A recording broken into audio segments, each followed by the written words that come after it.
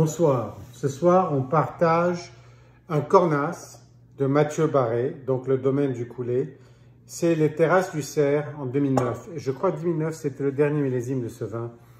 Mathieu Barré, c'est ce grand bonhomme, barbu, plein de vie, qui est quand même dans la nouvelle génération. Donc, disons qu'il est dans le vin de Cornas, bien que sa famille y soit depuis longtemps, depuis 20-25 ans, et qui a essayé plein de choses.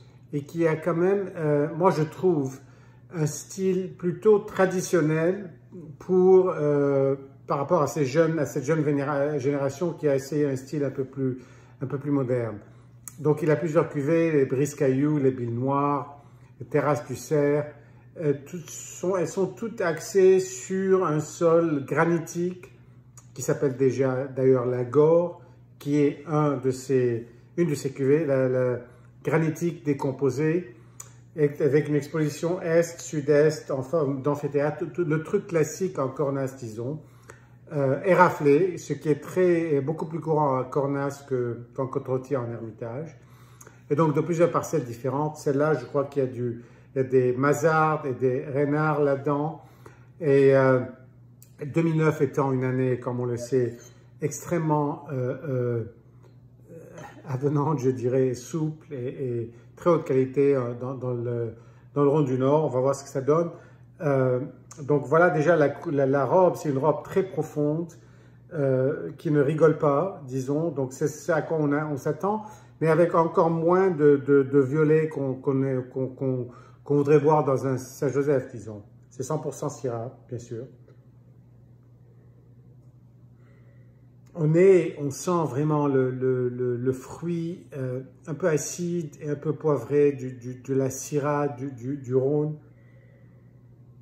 Il y a aussi un peu de gras animal. C'est toujours présent dans les cuvées et c'est ça que je trouve un peu plus traditionnel. Donc c'est costaud, c'est animal, c'est gras.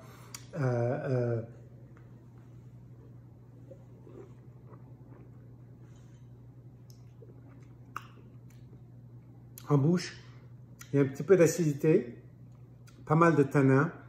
C'est une cuvée vraiment très vigoureuse, disons, mais qui se laisse boire. C'est quand même un 2009, j'en ai déjà bu, c'est le deuxième, j'en ai encore, et donc je crois que la dernière, je vais attendre peut-être encore 5 ans, parce que c'est le genre d'évolution qu'on peut observer dans ce vin.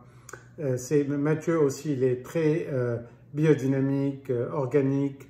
C'est un peu la nouvelle vague, si vous voulez, mais avec quand même un style que je trouve plutôt, qui me rappelle un peu les vieux vins du domaine du Tunnel au début des années 2000, ou bien même de Robert Michel. Donc c'est beaucoup plus profond, beaucoup plus fort, il faut se battre un peu avec, mais ça dépend du style. Et c'est un style que j'aime bien, qui a sa place, je trouve, chez tous les amateurs de Cornas. Cheers!